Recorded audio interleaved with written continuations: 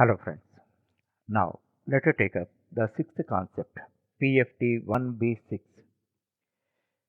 As I told you already, in order to write functions effectively and easily, you must know each and every element thoroughly. That's why I am dissecting all the concepts and explaining in detail. Don't be lazy. Just maximum half a dozen concepts, 10 concepts, not half a dozen. You have to study. With that, you will be perfect. Once you write functions and all that, then you will be perfect over that. Thereafter, whenever you are writing a function oriented program, you can save a lot of time. Otherwise, every time you have to waste a lot of time. That's why you focus on each and every element and try to understand it practically. Okay, now components of a function. I explained through the previous example only. By that you can easily grasp. Now, a def. You have to start with this def keyword. Thereafter, we are writing a function calculate sum. Already explained to you. That's why the same example I have taken. Whatever name you give, name you give, that should start with a verb and it indicates what it is doing.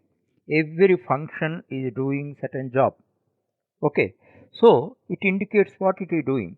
So you start with a verb. That's a good convention. And simplified, no, you need not write bigger names and all that. Actually, giving names is not a so easy thing. In my aspect, it is the most difficult thing. So, meaningful name you give. This is not dash. This is underscore. So, and thereafter, as I told you already, some functions take argument, some functions do not take argument. Already you have seen the classification in the previous concept. Now you see, this is taking arguments. That's why x, y. Okay, okay. Now this is called, whole thing is called function header. This is on the head of the function we are writing this line. Invariably for every function definition we write, this is known as function header. Thereafter, this is very important because in other C family of languages you never find this. Indentation means there we write braces, curly braces. Here we don't write. Here block is created by using indentation. Indentation means 1, 2, 3, 4. This is a standard indentation. Whatever code you have to write, you write here only. Then you can treat it. It is in the block. Whatever code you have written, that is in the block. Now immediately after that, what is the convention? This is also convention, not a rule. A doc string is written. This is a comment. A comment. Actually, what this function is doing, what is the task of this function, we explain. In a simple words, we write calculating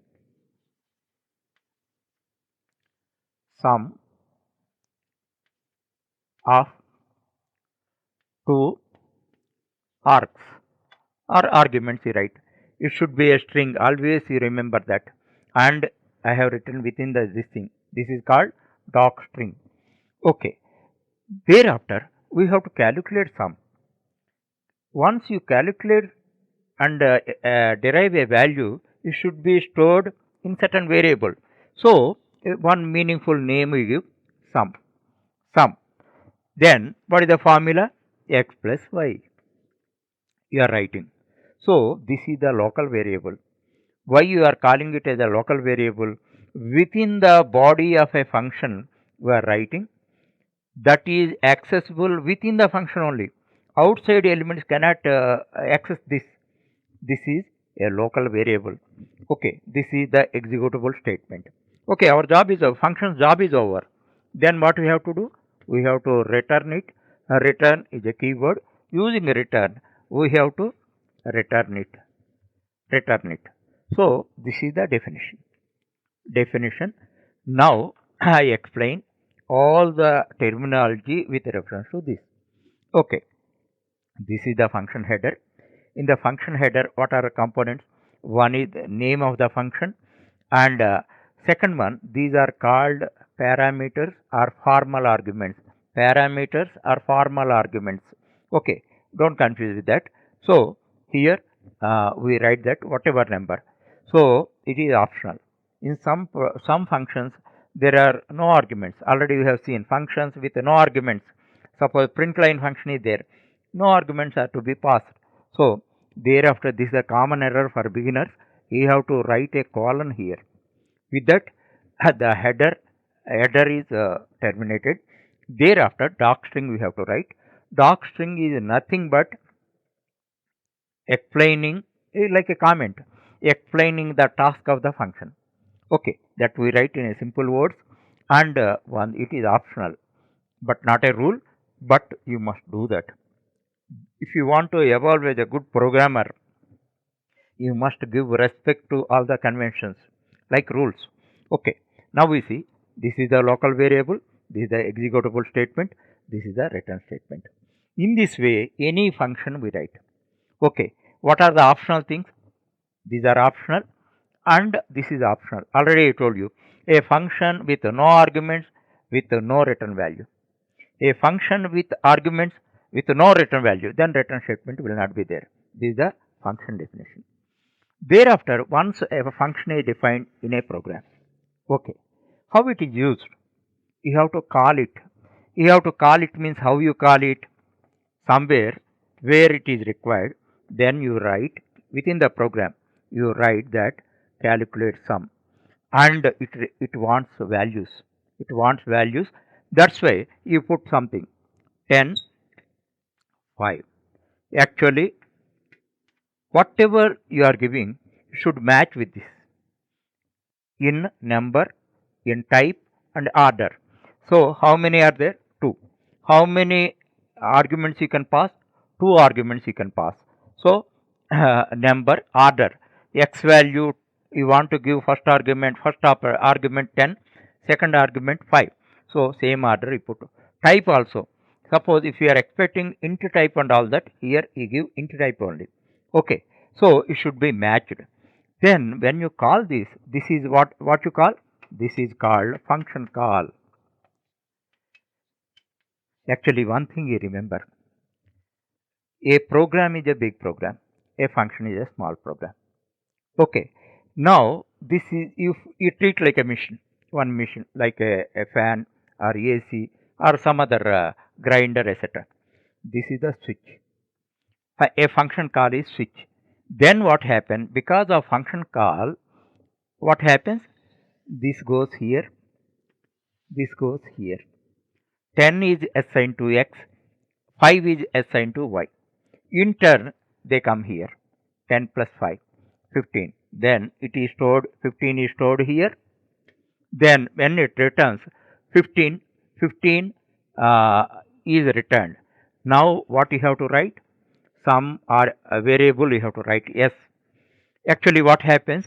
It returns, again it comes. Then the 15 value is stored here. Once again I am telling you, this is a function definition. It is like a machine, and this is like a switch. Whenever you switch on, if requires arguments you have to pass. 10 and 5 is passed. In turn sum is calculated. It becomes 15. 15 is returned. Where it goes? Again it comes here. Then it takes it. Then it should be stored. For that purpose, one variable you define. In that it is stored. So this is called function call. These are called actual arguments. These are called formal arguments or parameters. These things don't confuse. Initially everybody confuses. So after writing 2-3 functions, you will be very comfortable. But one thing I am sure, don't understand them routinely. Just with reference to my example, I told you this is like a small machine. This is the switch. Whenever you make a function call, then only it is executed. Otherwise it is static, like your fan. Once you switch on, it start working. Now you see all the elements in one place. The function definition, as I told you, it is like a small program, and it takes either 0 or any number of arguments. 0 or any number of arguments. That you have to understand. Function call. Function call is like a switch, and whenever it is called, then only the function definition, whatever statements are there in function definition, those are executed. And actual arguments. Actual arguments, I told you na. With the function call we pass whatever we pass, those are called actual arguments. Thereafter, formal arguments. Already I told you in the function header what we write, those are called formal arguments or parameters. Finally, if function returns, that return statement will come. And here one point you have to remember, what is that? A function can return maximum one value. That means 0 or 1 value. If function does not return any value, you need not write the return statement.